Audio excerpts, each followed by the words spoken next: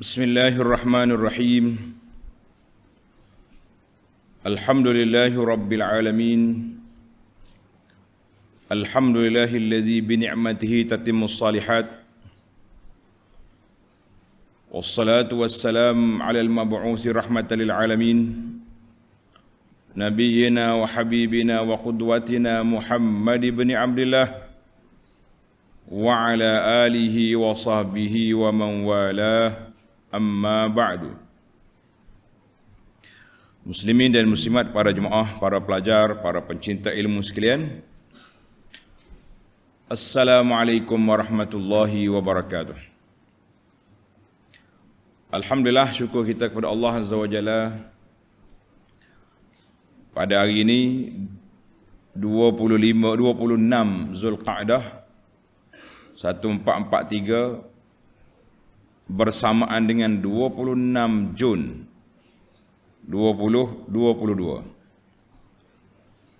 Kita dapat meneruskan pengajian kita dalam tafsir surah Al-Ahqaf. Tafsir surah Al-Ahqaf, surah yang ke-46, juzuk yang ke-26, ayat yang ke-33, ayat 33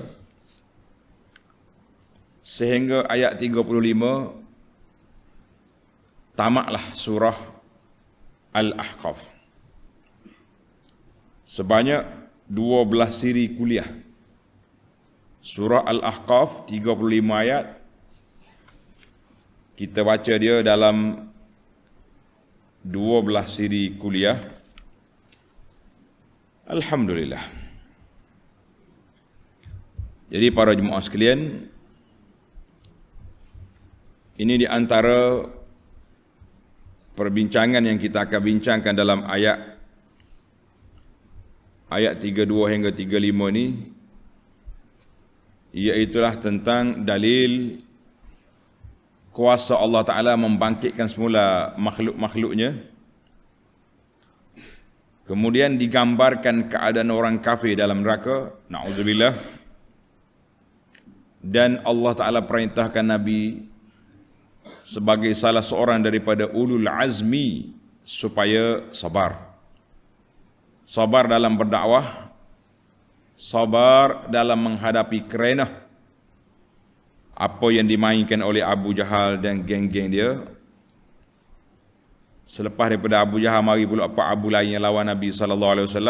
Nabi sabar sebagaimana sabarnya ulul azmi minar rusul. Baik para jemaah sekalian, kita mula dengan bacaan ayat 32. Bagi jemaah yang ada tafsir pimpinan Jawi, muka surat 1111, 4 kali 1. أعوذ بالله السميع العليم من الشيطان الرجيم أولم يروا أن الله الذي خلق السماوات والأرض ولم يعي بخلقهن بقادر على أن يحيي الموتى بلى إنه على كل شيء قدير ويوم يعرض الذين كفروا على النار أليس هذا بالحق قالوا بلى وربنا قال فذوقوا العذاب بما كنتم تكفرون فاصبر كما صبر أولو العزم من الرسل ولا تستعجل لهم كأنهم يوم يرون ما يوعدون لم يلبثوا إلا ساعة من نهار بلاغ فهل يهلك إلا القوم الفاسقون.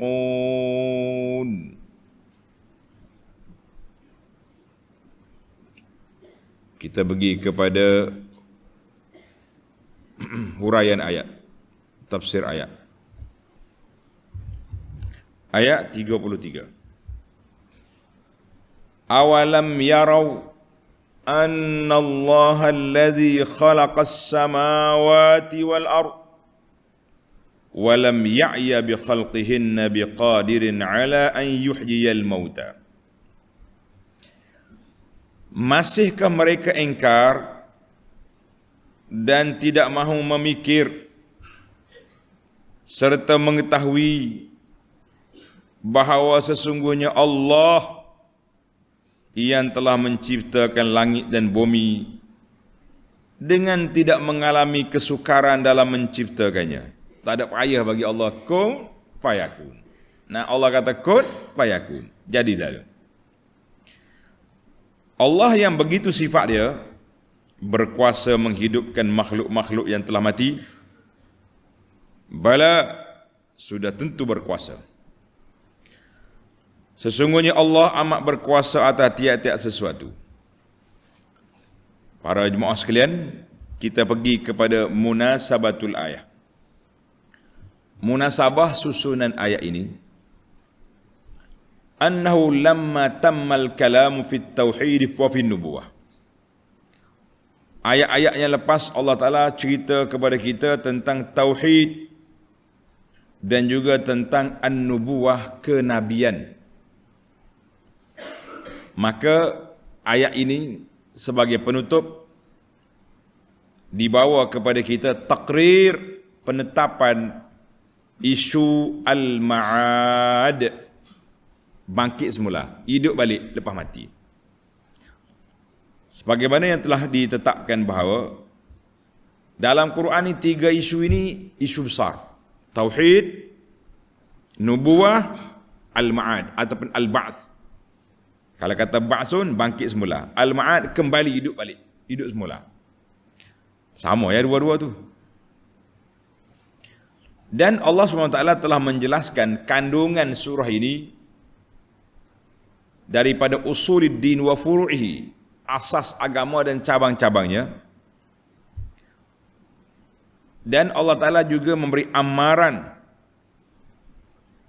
jangan engkari arahan Allah Azza wa Jalla dengan menyebut beberapa contoh umat-umat yang terdahulu yang telah binasa.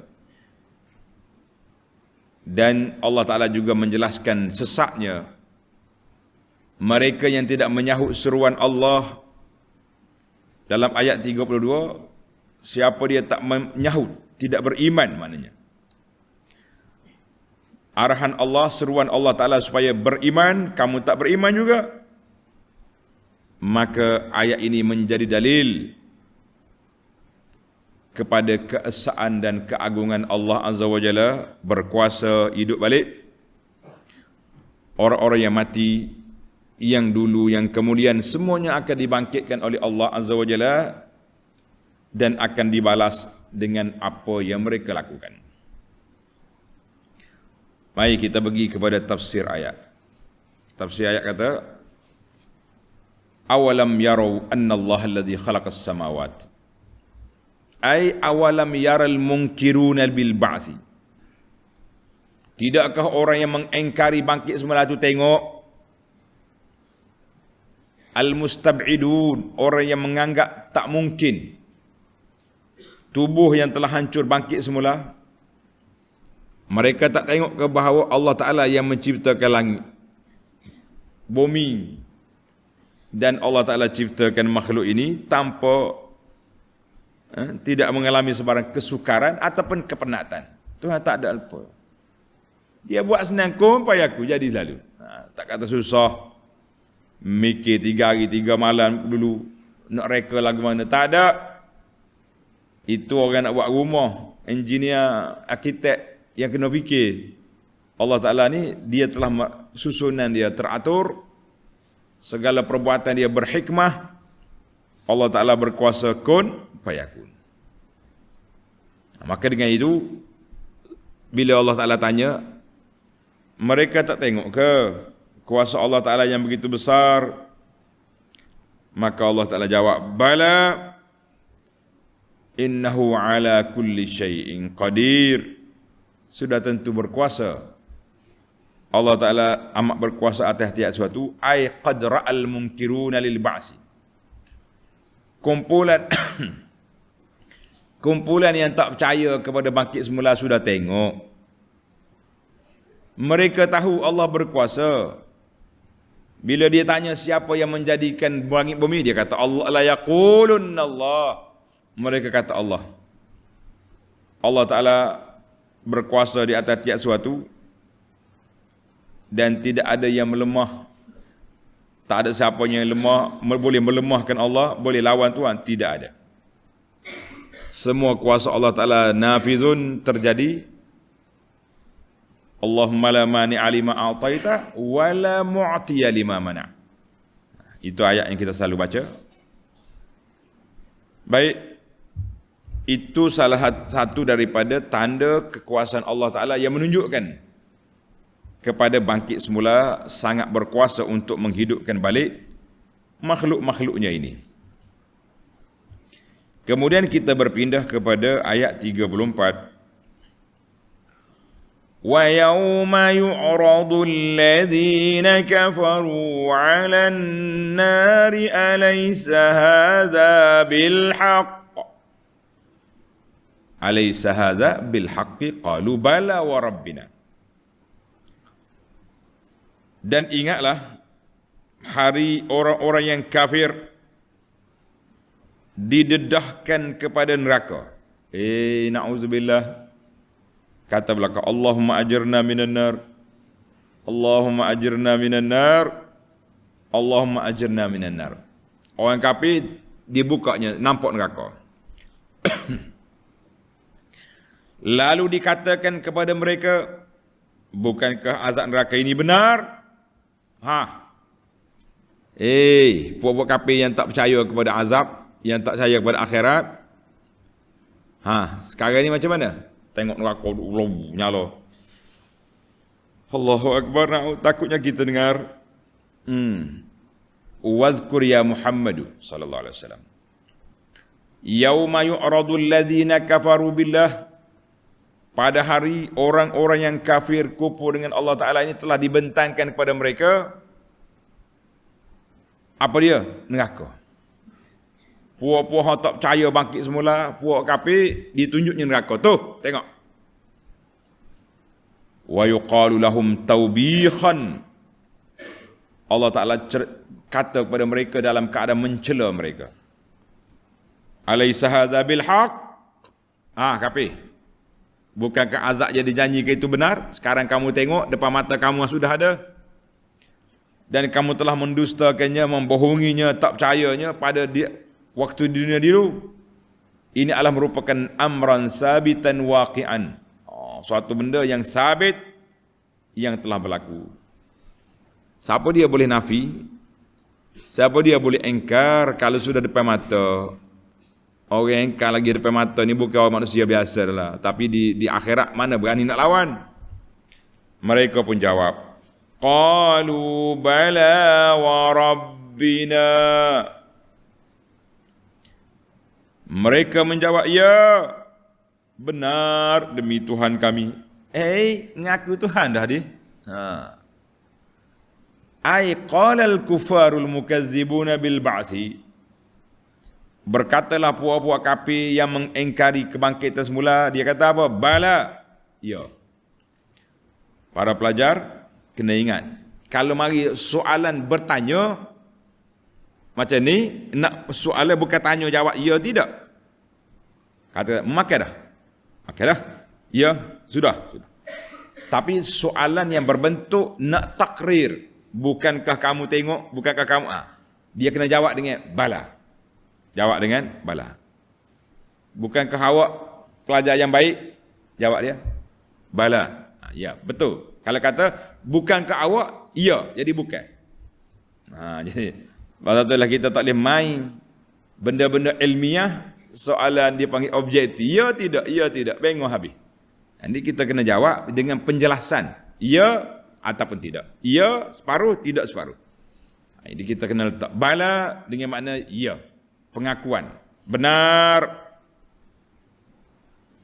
Hadzal azabu haqqun sabitun. Azab yang engkau janjikan Tuhan kami telah betul benar. Ya Allah sengoti.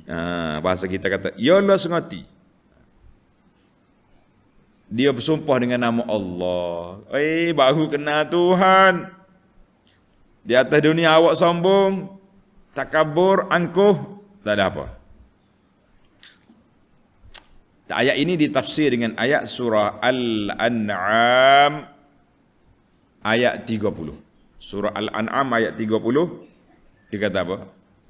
Walau tara idh wuqifu ala rabbihim. Kalau kamu tengok orang-orang yang telah di depan Allah Azza wa Jalla hari kiamat. Qala alaysa hadza bil haqq? Bukankah janji jumpa hari ini benar? Qalu bala wa rabbina. Samalah ayat ni Al-An'am 30 dengan ayat kita ni sama jawapan. Qalu bala wa rabbina. Qala fadhuqul azaba bima kuntum takfurun. Ayat kita pun sama juga. Ayat yang kita ada ni. Qala fadhuqul azaba bima kuntum takfurun. Setelah itu dikatakan kepada mereka, kata apa? Maka sekarang rasalah azab seksa dengan sebab kamu kufur, engkar, kerah kepala, tak dengar kata waktu di dunia dulu. Ambil Allahu Akbar. Ai qala fazuqu, qala Allahu lahum. Allah Ta'ala berfirman kepada mereka, mereka mana? Mereka yang kerah kepala tak dengar kata tu. Fazuqu hadzal azab, murasalah azab ini. Bisababi kufrikum bil haqqi fid dunya, dengan sebab kamu kufur dengan kebenaran yang dibawa oleh Nabi dalam dunia dulu. Nak apa dah? Pada itulah kata orang nak menyesal ni. Nak menyesal sekarang. Sesal dalam akhirat esok sudah tidak ada masa. Masa penyesalan sudah tamat. Allahul musta'an. Baik. Mana dua dah? Isu yang pertama, dalil bangkit semula. Isu yang kedua, keadaan puak kafir di akhirat mengakui benar apa yang Allah Ta'ala sebut. Penutup surah ini ayat motivasi kepada Nabi sallallahu alaihi wasallam, kepada para doa, para pendakwah, penegak kebenaran. Kita kena belajar ilmu sabar di dalam berdakwah, ilmu sabar menghadapi ujian. Dua kita ni. Sabar dalam berdakwah, sabar menghadapi ujian. Ayat 35. Fasbir kama sabara ulul azmi minar rusul wa la tasta'jil lahum. Jika demikian akibat orang-orang kafir yang menentangmu wahai Muhammad sallallahu alaihi wasallam, mereka akan dicampak dalam neraka, maka bersabarlah engkau sebagaimana sabarnya rasul-rasul ulul azmi. Ulul azmi ni apa? Rasul yang mempunyai keazaman dan ketabahan hati dari kalangan rasul-rasul yang terdahulu daripadamu. Apa dia kata? Tengok nota di bawah. Rasul-rasul yang termasuk dalam kalangan ulul azmi. Siapa dia? Menurut pendapat yang sahih, ialah 5 orang. Nuh, Ibrahim, Musa, Isa, Muhammad sallallahu alaihi wasallam, salawatu rabbi wa salamu ala jami'il anbiya war rusul. Dia panggil, kita belajar kan dalam kelas kafah, kelas fardu ain. Ingat ke tidak? Nabi berapa orang nabi? Tulis molek. Nabi berapa semua? Yang ada riwayat. Riwayat tu lemah kalau saya. Yang penting ada riwayat mengatakan nabi semua 124,000 orang. Semua sekali. Kemudian naik yang kedua rasul, ada 300 beberapa belah orang. Dia disebut dalam Quran 25. Itu yang disebut dalam Quran tu 25 tu, itu jawapan yang ketiga. Jawapan yang keempat, ulul azmi minar rusul 5 orang. Siapa? Nuh, Ibrahim, Musa, Isa, Muhammad sallallahu alaihi wasallam. Kena ingat fakta. Yang kelima, sayyidul anbiya wal mursalin. Ketua rasul-rasul. Ketua nabi-nabi, siapa dia? Muhammad bin Abdullah sallallahu alaihi wasallam, dia ketua. Dia kita tahu. Baik, kita pergi kepada munasabatul ayah. Anna Allah Ta'ala lamma qarrara al-matalib al-thalatha, setelah Allah Ta'ala nyatakan, takrirkan, tetapkan 3 perkara utama dalam Quran ini, tauhid, an-nubuwah, kenabian, dan al-ma'ad, bangkit semula. Wa ajaba 'anis syubhat, Allah jawab semua keraguan-keraguan yang ditimbulkan oleh puak kafir. Ardafahu bima yajri majral wa'zi wan nasihati lirrasul sallallahu alaihi wasallam, maka dibawanya ayat ini sebagai nasihat dan motivasi penenang, untuk menenangkan hati Nabi sallallahu alaihi wasallam, kerana puak kafir sentiasa menyakiti Nabi sallallahu alaihi wasallam. Puak kafir menyakiti Nabi sallallahu alaihi wasallam. Maka Allah perintahkan, fasbir kama sabara ulul azmi minar rusul. Ai fasbir ya Muhammad sallallahu alaihi wasallam ala ma yusibuka fillah, apa yang menimpa kamu kerana Allah, min ajlillah, kerana mengajak orang beriman kepada Allah, kamu dihentam, kamu dikhianati, kamu diunayai, segala tuduhan-tuduhan dicampak, dilempar atas kepala Nabi. Allah kata sebagaimana sabarnya ashabul azmi wal jiddi wal himmatil aliyah, sabarnya golongan yang mempunyai kekuatan jiwa, semangat yang jitu dari kalangan rasul-rasul yang terdahulu. Maka kata itulah kata ulama tafsir, al-ulul azmi ay al-muttasifuna, rasul-rasul yang bersifat dengan kekuatan jiwa dan kuat berlawan dengan kaumnya.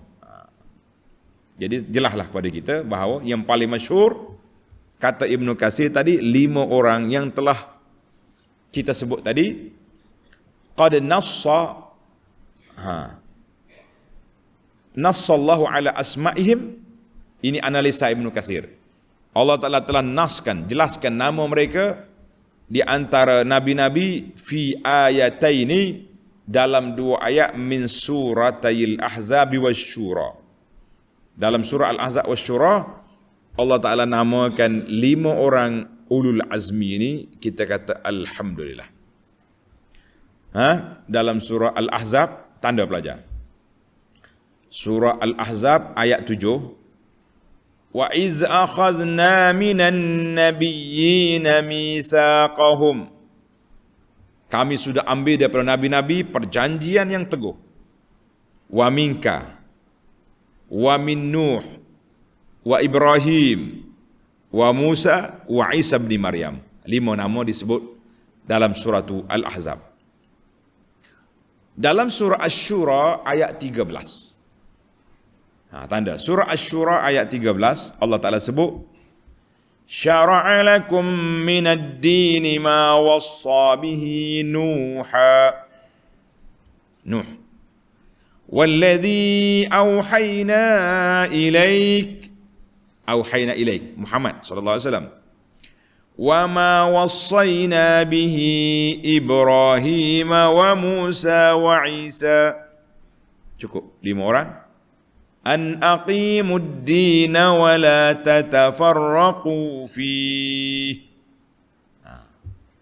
2 ayat yang menyatakan mereka 5 orang ini dalil.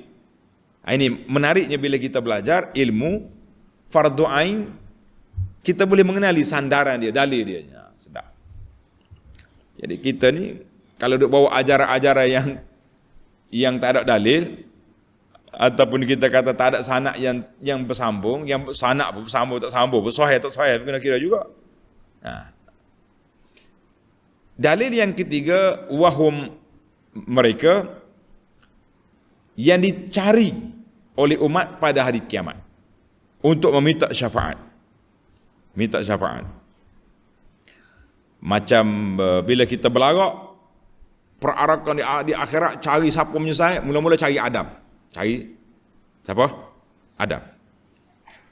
Ya Adam, anta abuna, mula bapak kami, mula manusia pertama, isfa' lana ya Adam, tolong. So ada kata tak boleh. Aku pernah melakukan kesilapan dulu. Izhab ila Nuh, pergi cari Nuh. Dialah rasul yang pertama selepas daripada Adam, Nuh. Jadi dia sebut Nuh. Kemudian cari Nuh, Nuh kata pergi cari Ibrahim. Ibrahim kata cari Musa, Musa kata cari Isa. Akhir kali jumpa dengan Nabi SAW. Itu menunjukkan bahawa 5 orang itu ulul azmi minar rasul. Alhamdulillah, jelas kepada kita siapa dia ulul azmi. Ulul azmi maknanya orang yang punya kekuatan jiwa, yang mempunyai kekuatan, kekentalan, dia punya semangat. Allah Ta'ala ajar. Ambillah dalam surah Al-Ahzab dan surah Asy-Syura ayat 13. Dan juga hadis syafaah. Tulis. Ahzab 7, Syura 13 dan hadisus syafaah. Panjang hadis tu. Tulis gitu ya, hadisus syafaah cukup dah. Nak ambil semua panjang. Allah kata apa? Muhammad sallallahu alaihi wasallam ulul azmi wala tasta'jil lahum dan janganlah engkau meminta disegerakan azab untuk mereka yang menentangmu. Jangan. Allah Ta'ala ajar kepada kita, ajar apa? Ajar kepada Nabi sabar, jangan gopoh nak kalahkan orang, nak binasakan orang, jangan. Ai lamma amarahu bis sabri, setakala Allah Ta'ala perintahkan Nabi bersabar. Sabar ini di antara darjat yang tinggi, kelebihan yang besar. Nahahu anil ajalah, Allah Ta'ala larang daripada gopoh, berlorak satu kali, jangan lorat. Gopoh ini min ummatir razail. Punca terjadinya kehinaan manusia duduk di mana? Gopoh. Belorak kata orang, nak cepat. Jangan. Maka bila Nabi kita diarahkan supaya bertahalli, bersifat dengan sifat sabar, maka Allah Ta'ala sebut sekali lagi, wala tasta'jil lahum, sabar Muhammad dan jangan gopoh. Gopoh apa? Ai wala tatlub ya Muhammadu, mu jangan berdoa minta dengan Allah Ta'ala supaya ta'jila wuqu'il azab, supaya Allah Ta'ala segerakan campak azab ke atas kepala puak kafir. Fahum mu'azzabun la mahalata fil waqti alladhi qaddarahu Allahu li halakihim. Mereka akan diazab, pastinya kena azab pada waktu yang Allah Ta'ala tetapkan kebinasaan mereka. Mu jangan gopoh. Tarikh bila Tuhan nak azab, surah Allah. Dalam surah Maryam ayat 84 Allah kata fala ta'jal alaihim. Mu jangan gopoh nak binasakan mereka. Innama na'uddu lahum adda. Innama na'uddu lahum adda. Kami sediakan untuk mereka satu waktu yang diperuntukkan untuk binasakan mereka. Tak so blogak. Orang Kelantan kata tak so blogak. Jangan gopoh, masa dia akan tiba. Allahu Akbar. Bila sampai tempoh kebinasaan, apa jadi? Tengok tuan-tuan.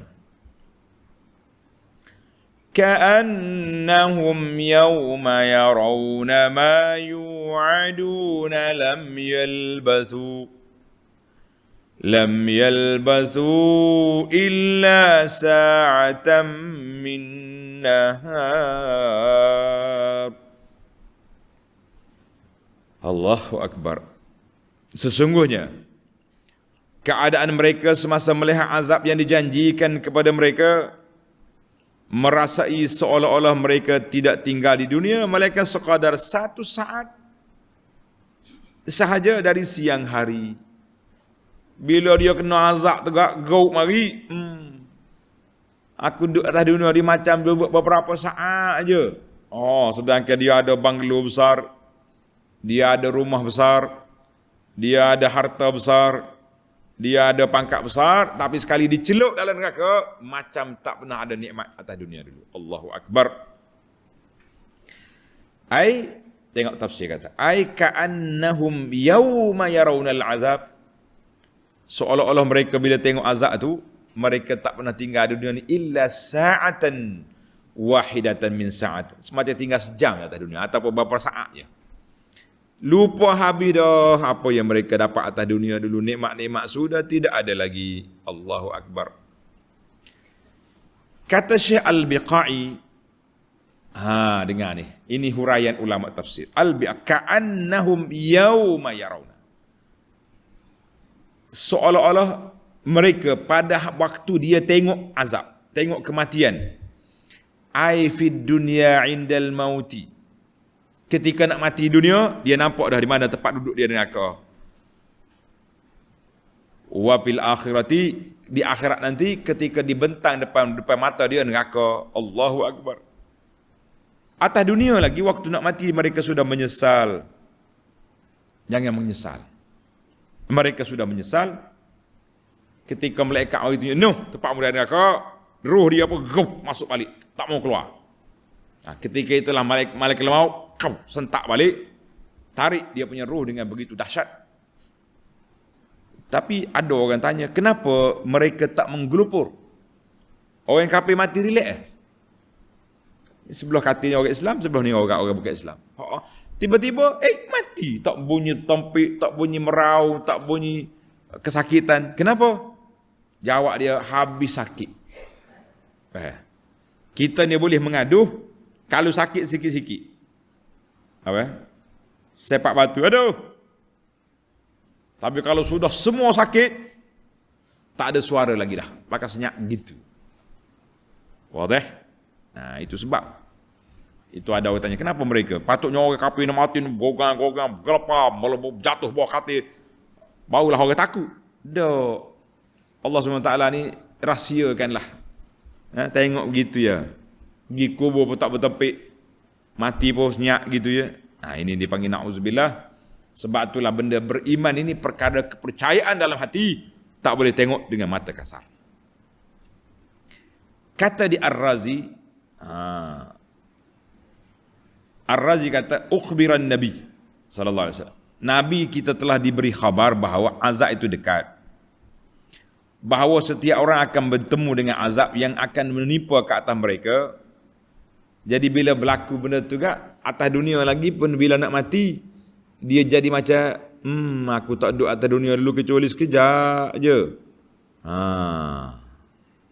Sebagian dalam surah Yunus, ayat 45, wa yawma yahsyuruhum ka'an lam yalbasu illa sa'atan minan nahar yata'arafuna bainahum.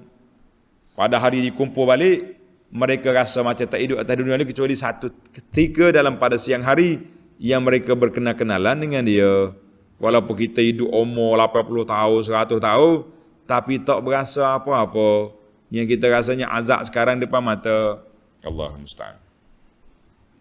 Balagh. Sepatah tu ya. Balaghun.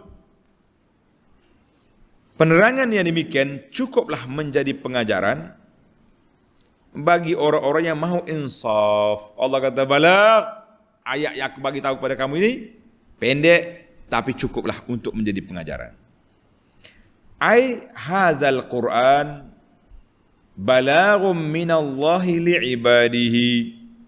Al-Quran ini menjadi peringatan daripada Allah Ta'ala kepada hamba-hamba dia. Jadi Quran, kata di Ibnu Al-Jauzi, wa fi makna, apakah maksud Allah Ta'ala sifatkan Quran bil balaghun. Yang pertama dia kata annal balagh bermakna tabligh. Balagh maknanya Quran yang telah menyampaikan kepada kamu maklumat yang akan terjadi. Quran sudah sampai. Wasani, makna yang kedua al-balagh bermakna al-kifayah. Maklumat yang aku beri, nasihat yang aku sampaikan, tazkirah yang aku royak, sudah cukup untuk menjadi peringatan. Tapi kamu tak ambil, apa boleh buat? Itu makna al-balagh yang dinukilkan oleh Syekh Ibnul Jauzi.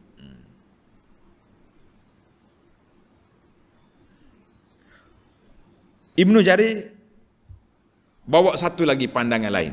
Balagh maknanya waktu kamu hidup atas dunia itu hanya untuk balaghun, nak menyampaikan kepada tempoh kematian, itu je. Waktu kamu duduk atas dunia hanya sekejap menunggu tempoh kematian. Ai balagh zalika balaghun lahum fi ila ajalihim. Maknanya balagh itu menyampaikan kepada ajal. Habislah kita. Dunia kita ni dunia yang penuh dengan syahwat, penuh dengan nafsu, penuh dengan godaan. Ia adalah merupakan suatu ujian, medan ujian Allah Ta'ala ke atas hamba dia. Siapa dia ambil dunia, siapa dia ambil atas dunia ni bekalan, dia selamat. Siapa tak ambil bekalan atas dunia, dia akan binasa di akhirat. Na'udzubillah. Kita orang yang sudah belajar, cukuplah balaghum minallah. Penjelasan daripada Allah Ta'ala ini sudah menjadi pengajaran, iktibar dan pendidikan kepada kita semua. Akhir penutup ayat ini Allah kata, fahal yuhlaku illal qaumul fasiqun. Maka ingatlah, tidak dibinasakan melainkan kaum yang fasik, yang derhaka. Ai fahal yuhlaku bil azabi ba'da hadzal balagh, tidak dibinasakan dengan azab selepas penjelasan diberi, illal qaumul ladzina kharaju an ta'atillahi ta'ala, kecuali kaum yang keluar lari daripada ketaatan, mentaati Allah Azza wa Jalla, wa kafaru bihi, dan mereka kufur. Wa khalafu awamirahu, menyalahi arahan Allah, fastahaqqu azabahu, mereka berhak menerima azab, wal iyaz billah. Jadi kita orang yang tahu dah ni, jangan cuba berani, jangan cuba berani nak lawan Allah. Al-fasik, al-muradu bil fisqi huna, al-fisqu anil iman, mana keluar daripada landasan iman. Iaitulah fasik, syirik kepada Allah Azza wa Jalla. Dia fasik ada dua. Fasik yang tak keluar daripada iman, tapi fasik keluar daripada ketaatan. Macam orang ahli maksiat, dia kata orang ni tak semaya, orang ni fasik. Orang ni berjudi, ahli fasik. Ada satu lagi yang ayat ini, fasiqun ay aniddin, keluar daripada agama, sebab itulah mereka kekal dalam neraka, wal iyazu billah. Taib. Alhamdulillah, sekarang kita pindah kepada 5 faedah yang kita nak ambil dalam ayat kita ini, insya-Allah. Ayat yang pertama, ayat 33. Awalam yarau anna Allah alladhi khalaqas samawati wal ard wa lam ya'ya bi khalqihinna biqadirin ala an yuhil mauta bala innahu ala kulli syai'in qadir. Allah tanya di sini, dan ingatlah hari yang kafir, masihkah mereka ingkar dan tidak mau memikir bahawa Allah Ta'ala yang menciptakan langit dan bumi ini tanpa susah payah, kumpayaku sudah jadi. Tulis pelajar, hadza istidlalun. Ayat ini menjadi dalil. Allah Ta'ala beri pada kita dalil tentang hidup balik selepas mati. Mana dalil? Allah Ta'ala kata, aku boleh buat langit, aku boleh buat bumi, besarnya langit, luahnya langit, besarnya bumi, dengan susun atur yang begitu kuat. Dan aku pun walam ya'ya, aku tak susah untuk nak buat dia. Fakaifa, bagaimana aku lemah, tak mampu nak hidup balik kamu. Kecil. Budak-budak kata kemesek maknanya simple sangat bagi Allah Ta'ala. Kun fayakun. Kita yang buat payah. Baik, dalam ayat ini Tuhan sebut walam ya'ya bi khalqihin. Allah Ta'ala tak susah nak menciptakan makhluk. Ayat ini tanbih, memberi peringatan kepada kita, iaitulah kita mesti sifatkan Allah Ta'ala itu dengan sifat sebagai pencipta yang maha berkuasa, dengan sifat yang sempurna. Sifat yang sempurna. Dia mampu untuk menghidup balik. Allah Ta'ala tidak lemah untuk melakukan apa yang dia nak. Kun fayakun. Kun fayakun. Allahu Akbar. Ayat ini cukup menakutkan kita para pelajar sekalian. Kenapa tak takut? Setelah kita tahu Allah Ta'ala yang berkuasa, kita kena sifatkan Allah Ta'ala dengan sifat yang sempurna bagi Allah Azza wa Jalla. Baik. Kemudian kita pergi kepada ayat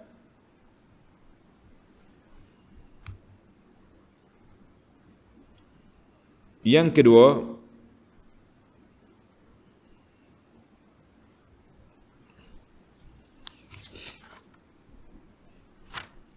Yang kedua Allah Ta'ala sebut dalam ayat ini, fadhuqul azaba bima kuntum. Baik. Kita nak susunan molek sikit supaya tak susah. Fadhuqul azaba bima kuntum takfurun. Tengok ayat 34.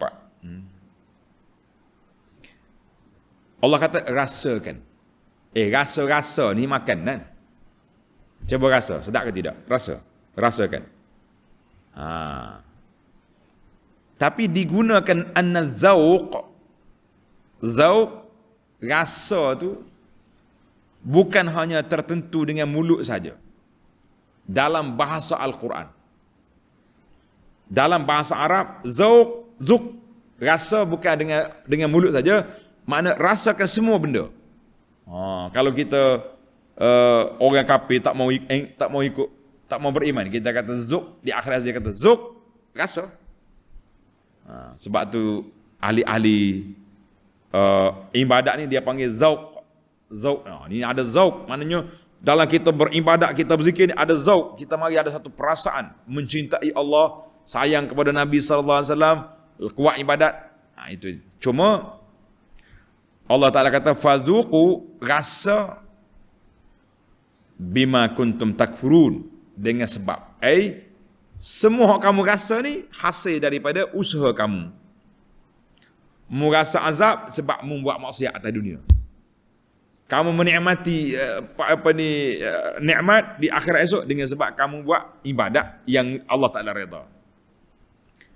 Itu dia panggil zuqu, fazuqu, rasa. Dalam Quran dia gunakan, bukan guna untuk rasa dengan mulut saja, semua kita rasa. Tapi kita kena ingat, jangan duk merasa-rasa saja. Kadang-kadang kita duk main rasa. Rasa ni, apa pandangan Tuhan tentang gini, saya rasa. Tak boleh. Tak boleh main saya rasa. Saya kena kaji. Kena teliti. Jadi kita ni macam itulah. Waktu kita nak kata korang, kita tak teliti pun. Tak cari pun sumber-sumber yang resmi, yang muktamad. Waktu orang cakap, ai pandai pula kita. Itu dia panggil ayat menggoreng. Menggoreng. Awak ni, mana sumber awaknya? Jadi tanya kita nak cakap ada sumber ke tak? Tak juga. Itu dia panggil ayat goreng. Tak payah. Jadi rasa-rasa ni digunakan dalam Quran kepada benda lain. Zuk, rasa azab, rasa tu rasa ni, itu dia peluas penggunaan rasa. Zauq, dia panggil zauq. Baiklah. Yang ketiga, Allah kata kepada Nabi, fasbir kama sabar ulul azmi. Sabarlah Muhammad sallallahu alaihi wasallam. Kita baca dalam Quran, ini ulama tadabbur buat analisa. Kita baca dalam Quran kisah-kisah Rasul-Rasul alaihi wassalatu wassalam banyak menghadapi ujian untuk nak menenangkan hati Nabi dan hati kita para pendakwah. Untuk kita belajar ilmu sabar, belajar ilmu jangan duduk ambil mudah koyak dengan kritikan orang. Lah, tak kata apa. Yang penting apa yang kita belajar ini, kita ada sumber yang kuat daripada Al-Quran, daripada sunnah Nabi sallallahu alaihi wasallam dan daripada huraian para ulama yang muktabar. Bila kita ada tu baru kita rasa apa yang aku pegang ni benar, insya-Allah. Tapi kalau sumber kita sana sini, sanak kita pun putus tak tahu pergi ke mana. Baca hadis pun pakai selok kain, Nabi bagi tahu hadis awak baca tu sahih, itu bukan rasa yang betul. Itu cita rasa mengikut nafsu, nak jawab dia. Hati-hati tuan-tuan. Maka dalam ayat ini Allah Taala banyak bawa kisah-kisah dalam Quran untuk menenangkan hati Nabi sallallahu alaihi wasallam. Maka dalam ayat ini Allah Taala gambarkan fasbir kama sabar ulul azmi, sebagaimana sabarnya ulul azmi. Jadi ayat ini mengatakan satu motivasi lagi, man qawiyat azimatuhu, siapa dia kuat jiwa dia, mantap ilmu dia, teguh iman dia, musuh-musuh tak akan berani nak lawan dia. Tapi siapa dia lemah semangat, lemah itu tak boleh. Sebab tu Allah Taala sebut fasbir kama sabar ulul azmi. Mu jangan sabar tengok orang lain. Banyak lagi nabi-nabi lain, tapi Allah Taala suruh tengok siapa? Nuh, Musa, Ibrahim, Musa, Isa. Tengok demo ni. Jangan tengok nabi lain. Macam kalau tengok Nabi Yunus contohnya. Ada kelebihan yang besar, tapi tidak dijadikan contoh. Untuk Nabi sallallahu kita semua ni, semua nabi itu contoh bagi kita. Untuk Nabi sallallahu alaihi wasallam. Tulis man qawiyat azimatuhu qawiya imanuhu. Siapa dia kuat azimah dia, semangat dia kuat. Semangat dia kuat, maka kuatlah jiwa dia.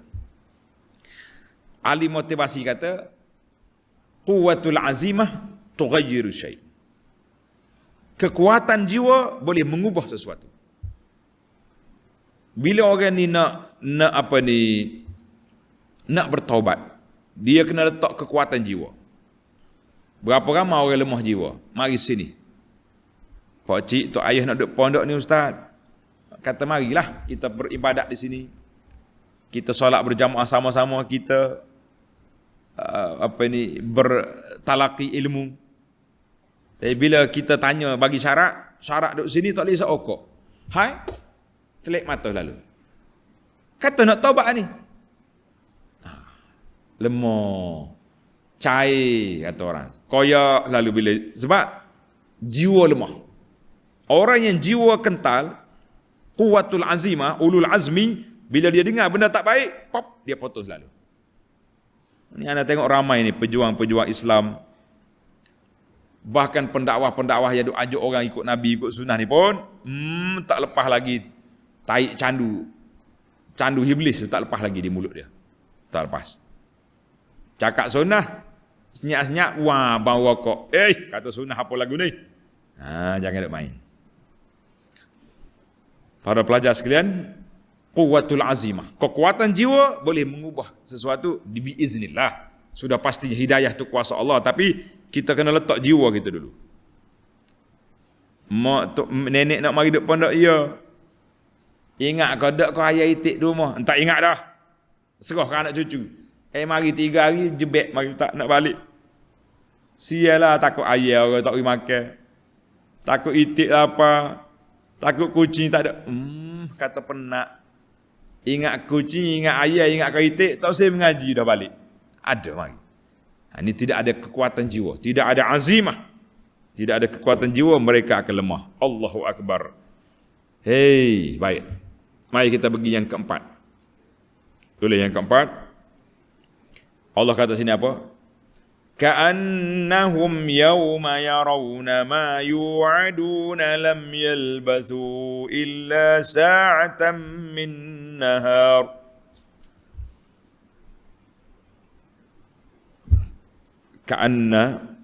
Ka'annahum, seolah-olah mereka tak tinggal atas dunia ni kecuali beberapa saat ya. Allah tak lupa habis dah nikmat atas dunia ni. Ayat ini kita kena main tasawuf. Ulama tadabbur kata ala qadri raghbatil abdi fid dunya, mengikut kadar kecintaan kita, ketamakan kita kepada dunia, dan redha kita nak jadi pengikut dunia, tasaquluhu an taatillahi wa talabil akhirah, kita akan rasa berat nak taat, payah nak jadi ahli, nak menuntut akhirat, kan? Dan nak jadi orang zuhud atas dunia payah. Sebab itulah Allah Taala sebut ka'annahum. Sepatutnya kita cukuplah menjadi seorang yang zahid atas dunia ni dengan ayat ini. Ka'annahum yauma yarawna ma yu'adun lam yalbasu illa sa'atan min nahar. Orang di akhirat esok dia tengok azab, dia kata aku tidur atas dunia dulu kak, 1 saat je lah. Jadi kita duduk kejar dunia, duduk hambak dunia, duduk dekat dunia ni, apa faedah? Di akhirat esok menyesal yang tidak berguna. Yang kita hanya berasa macam duduk 1 saat je. Mari kita bersifat zuhud, kan? Bersifat zuhud daripada perkara-perkara yang apa? Yang menyusahkan kita di akhirat esok. Apa makna zuhud? Zuhud ni makna dunia duduk di tangan, bukan duduk di hati. Itu makna zuhud. Sebab ni lam yalbasu, di akhirat itu kita tak rasa pun. Sikit sangat di Allahu Akbar. Sikit. Yang mana sikit sangat ya? Baik. Yang terakhir, yang kelima, masih lagi dalam ayat yang ka'annahum lam yauma yarawna ma yu'adun, ai az-zamanu qasir. Masa ini pendek. Masa pendek, mahma talabil insan al-umur fahuwa qalil.